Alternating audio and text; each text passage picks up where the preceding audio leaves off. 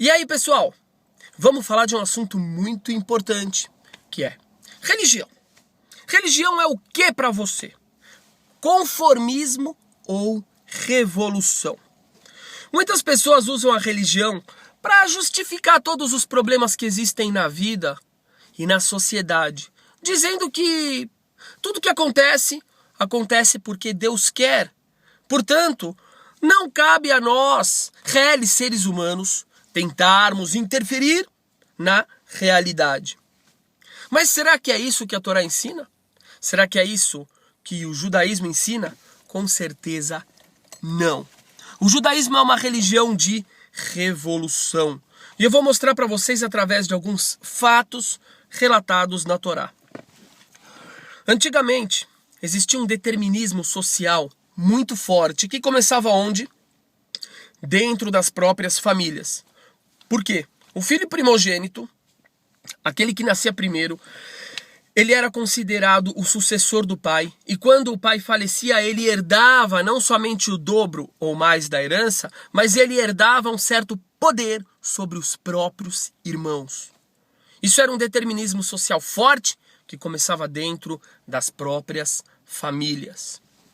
Aí vem a Torá e começa a mudar essa realidade, e começa a reforçar o papel daquele que merece a liderança. Não por causa da hereditariedade e nem por causa da hierarquia da família patriarcal. Exemplo, a Torá conta a história de Caim e Abel, Caim e Hevel. Quem era o mais velho? Caim. Quem era o querido de Deus? Hevel, o mais novo, o caçula. Depois pulamos para a história de Avraham. Avraham teve 2 filhos, Ismael e Yitzhak, de esposas diferentes. Mas qual dos 2 nasceu primeiro? Ismael. E qual dos 2 foi escolhido o sucessor? Yitzhak. De novo, o caçula em detrimento daquele que seria escolhido pela hierarquia natural, o primogênito. Depois disso a gente vai para o filho de Avraham, Yitzhak. Ele teve 2 filhos gêmeos, só que um deles nasceu primeiro. E aquele que nasceu primeiro deveria, de acordo com a hereditariedade, ser o líder e ser o sucessor, que era Esaú. Mas qual dos 2 Deus escolheu? O mais novo, Jacó. A história continua com o mesmo padrão acontecendo. Quem era o querido de Jacó? Ele tinha 12 filhos. Quem era aquele preferido dele? Apesar de que um pai e uma mãe não devem demonstrar preferência por nenhum filho. E justamente por ele ter feito isso, aconteceram várias confusões em sua vida.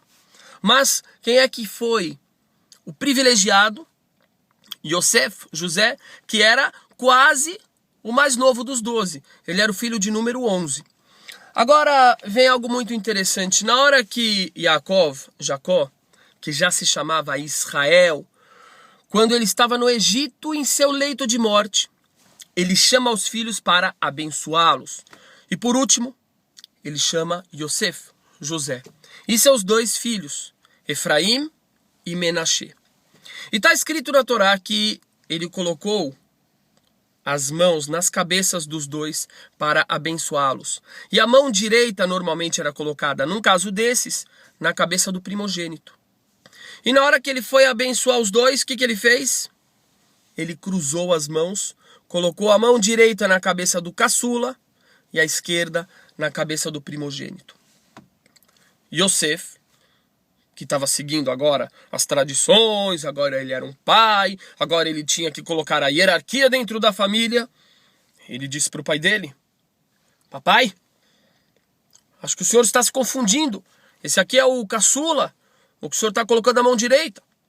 E o pai responde: Yadati Beni, Yadati, eu sei, meu filho, eu sei. E mesmo assim ele mantém as mãos cruzadas, mantendo um padrão de inversão da hierarquia hereditária. O que isso indica pra gente, pessoal?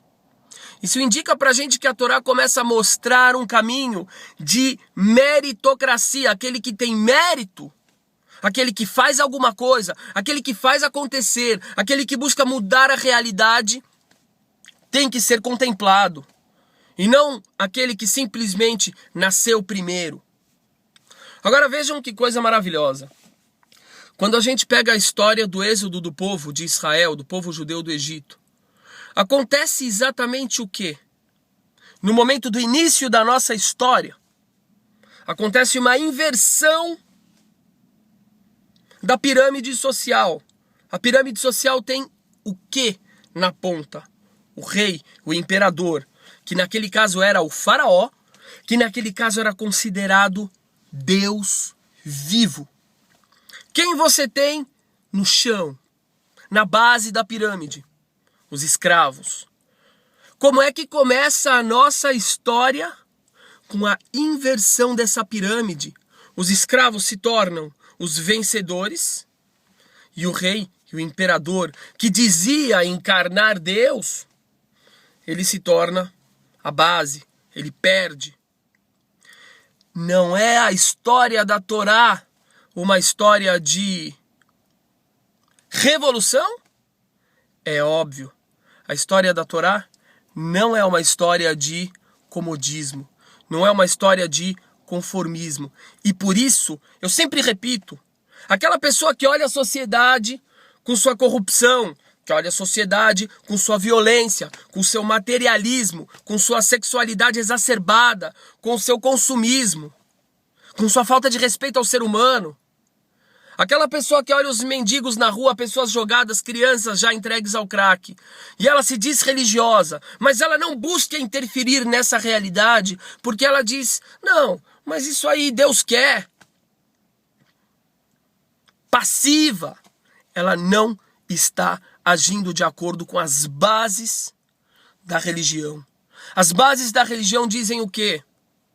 Que o ser humano ele tem que ser um sócio de Deus dentro da criação. Que o ser humano tem um papel dentro da sociedade. Que o ser humano tem que atuar para modificar a sociedade, para modificar a realidade para melhor. Isso tudo está indicado nessas escolhas que Deus faz. Deus não manteve a tradição de que o mais velho, ele tem que ser escolhido sempre. Deus indicou para a gente que depende da atuação da pessoa. Então, meus amigos, para quem pensa que religião é comodismo, para quem pensa que religião é passividade, religião verdadeira, espiritualidade verdadeira é revolução. Façamos a nossa revolução. Bom dia.